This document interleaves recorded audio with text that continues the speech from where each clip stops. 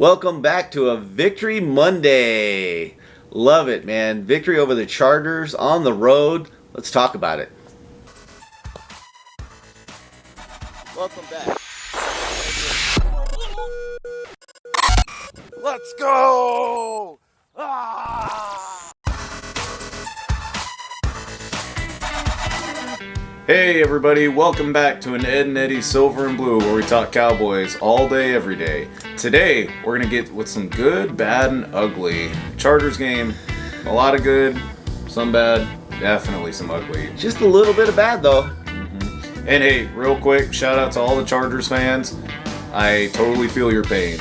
There were some bad calls by the ref. And as a Cowboys fans, we know that all too well. Even in that game. In that game, we got screwed too, so I don't care. Start with the good. Oh, man. So, some of the good, I think the one that we were all hoping for after week one, Zeke and Pollard. Oh, man. They were running over the Chargers that whole game. It was a beautiful thing to see. That running game was a beast, and I loved it. Zeke averaged more than 4 yards a carry. Pollard went through the roof. I see people arguing on Twitter, is Pollard better? Let's trade Zeke. We got a two-headed monster. Let's roll with it. It's working. Why screw it up? I agree. I think, while we got Pollard on this decent contract, while we're already set with Zeke for a little bit, let's keep the train rolling. Yeah, that rushing game, that's how we become balanced. That's how we can beat anybody. I agree, and that dovetails into the second good that I got is Terrence Steele. Yeah. And the O-line, but Terrence Steele especially, because we were all like, what's going to happen? Dude showed up big time. Yeah, for the most part, I don't remember him getting beat at all. And, again, he was going up against all-pro level Joey Bosa. He got a little help sometimes. Nothing wrong with that. Hey, any tackle would get help against Bosa, really. And Bosa was a complete non-factor. Yeah, for a lot of the game, we did well to plan around him. Another good is Greg Zuerlein. Woo. Hey, we ripped on you big last week. Me in particular. And he deserved it.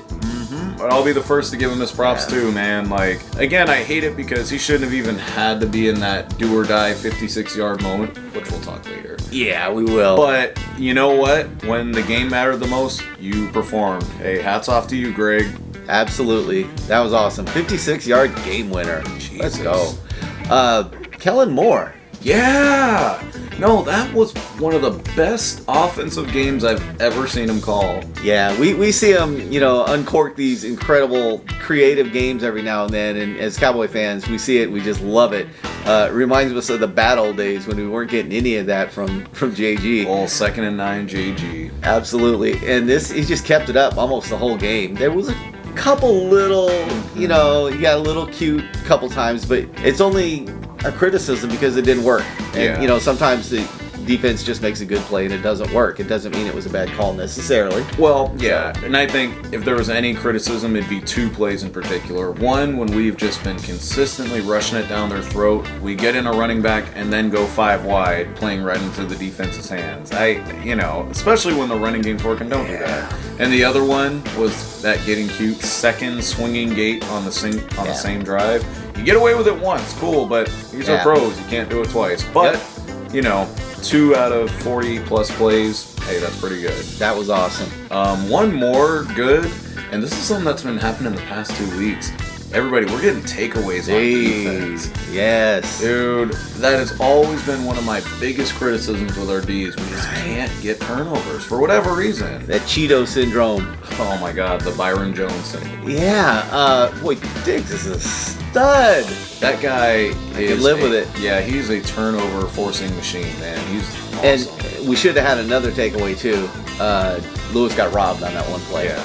That was. Yeah. All right, so let's talk a little bad. That was the good. Now for the bad. It's starting to become a pattern, but Anthony Brown. Oh my God. Once again. It never fails. Like, for whatever reason, it always seems like Anthony Brown is just getting burnt, getting beat, and it could be the deep coverages. And I even remember, again, with the Chargers, Mike Williams just threw it straight at him. Anthony Brown, 7-yard sprint, total whiff. Oh, yeah. He dove at his ankles when there was no need to. Just, break down, make contact, wrap him up. You'll get help in, mere seconds. there was no need to do that crazy dive at his ankles. That was frustrating. Yeah, and it just always seems like at least once or twice a game, Anthony Brown is just getting cooked. I mean, I get it, Antonio Brown and then Mike Williams, but they're legit studs. But after a while, it's like, how many times are we going to teach you this lesson, old man? Hey, now. Biotic got thrown around like a Biotic. Dude, you see some of those plays on the replays? He got ragdolled. Oh, yeah. And here's the thing, and I guess it's maybe, the comparison being the thief of joy, but it always seems like Martin next to him is just road grading his guy. We're like, yeah, awesome. And then Biotic is just getting tossed aside, too. I get it. He's still kind of growing into this mold, but... yeah, I think just... And I'm not saying we need to cut him or trade him or anything, but yeah, you would point out when he does bad, because that's what this segment is. What we do. So. But it's also just, I think, when we saw him coming into the league, we thought he would be, this is just Frederick 2.0. It'll be just like Frederick. And that's probably our fault more than it is. Yeah, poor guy. That's just Frederick being what would have been a Hall of Fame player with not weird, crazy early retirement. But is it too late to bring him back? I don't know. Even if he's average, that's better than what we got at center. We got to move on to the ugly. Oh, God. You want to get this started? Sure. That punt block attempt. Yeah. Okay, hi. What are we doing? It's 4th and 20. You just don't screw up at that point. You just don't. Just stand your man up, wait for him to punt, and start blocking. That's all. That's it. And it's just, I don't get it. It's literally kind of the only one thing that could have gone wrong did. Yeah. And as a guy who played Madden, even in Madden you don't punt block. It never works. No, the risk is not nearly worth the reward. And did you see Bones Fossil's excuse? Mm-mm. He said, well, the fans want aggressive special teams, and I was trying to give it to them. I hope they're happy. Say what? Oh, it's our fault. No, exactly. Oh, okay. I've never once asked for aggressive special teams. I just want special teams that doesn't screw up. Yeah. I kid you not, on any sort of punt coverage, if we can just get the ball without fumbling it or creating a penalty, I'm all for it. You don't need to be aggressive. You don't. That's a win. Yeah, that is a win. We're getting it to our offense, which has been great this season. Right. Don't screw it up, special teams. And yet again, whether it be the kicks last week, the kickoff coverage, or just idiotic penalties that even 12-year-old children wouldn't make. Yeah. It's like, it's always something. Yeah, that was bad. What else you got in the bads? You know what? Mike McCarthy, for that final drive, oh, God. Come on, dude. Tell me your game plan all along wasn't to make a 56-yard do-or-die heroic kick with your kicker who played really bad last week and has a, quote, injured back. Yeah. What are you doing? And he claimed that he couldn't see the clock from where he was. Then move. Yeah. Something. You know. Have guys that are speaking in your ears. Hey, look. Hey, play clock. Play clock. Just it certainly should have been. Yeah, dude, that is probably one of the most mismanaged drives I've ever seen when the game is on the line. I'm sorry. I actually saw somebody on Twitter defending him, saying, "No, they just wanted it over on the right hash, and they're running it out to make the kick." Just stop. You know what? I know. We could have easily, if we managed the clock better and managed our plays, we could have easily made it a 42, 41-yarder. Oh, yeah. Thank God Greg came to play yesterday because he bailed out McCarthy. That would have been one of the most, ripped apart drives ever. Absolutely. When we do our good, bad, and the ugly, we always throw a great or two out there. Let me throw out the safeties. Oh. The safety play. Yeah. How awesome is it? The Cowboys got good safeties now. Mm-hmm. It's been, a decade? Yeah, like for a good pair, Ken Hamlin and Roy Williams. Exactly. Man, and even that went south quick with Roy. Yeah. Our safeties have been balling out this season. Like, I haven't seen us give up too many deep plays that it looked like it was on the safeties, but Casey got a pick? Yeah, they're flying in the box. They're forcing fumbles. They're awesome, dude. I'm thrilled about that. Yeah, this is probably, like you said, the best I've seen our safeties be in a while.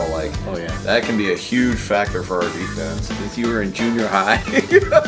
Ouch. Practically. And, the obvious great everybody. Micah. Oh, man. Micah looked so phenomenal as a pass rushing defense. Hold on a second. I know you played linebacker, all through college and stuff, but our best end went out. We want you to play defensive end. What do you say? Aye, Captain. The dude was a rock.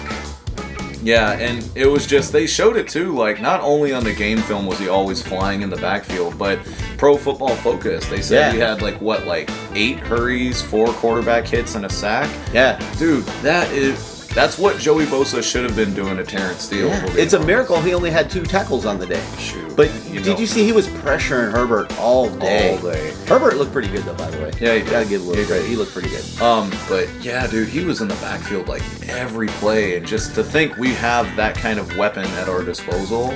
Man. I tweeted during the game, he actually had a lot more impact as a defensive end against the pass than D-Law has lately. You know? And it is what it is, man. I'm not saying you should replace him, because I think in the middle of the field he'll have tons of great impact with a lot more opportunity in each direction, but he was amazing at the end. And, I think about it, this is kind of where our riches of linebacker will come into play, especially next week against the Eagles, is he can play defensive end while we have guys like Van Der Esch and Smith-Man in the middle too. Or Neal. Neal is solid too. I like Neal or Micah as a spy though on Hurts, because that's really all they got right now. Yeah. Hurts is not going to kill you passing. Having said that, now he's probably going to go for 300, but keep him corralled up a little bit and you shouldn't have any problem with the Eagles. No, I don't think so. Let me throw out another good real quick. I know it's late, but Jalen had a nice game. Jalen had a really good game with lots of impact and wasn't making tackles, 20 yards behind the line of scrimmage. Jalen looked good. Yeah, he did. But yeah, everybody, let us know what you think here. Who were some of your good, bad, and ugly? Was there anyone that we might have missed? Let us know in the comments. Don't forget to subscribe and hit that like button, because every time you do, an Eagles fan cries. All right, everybody, take care.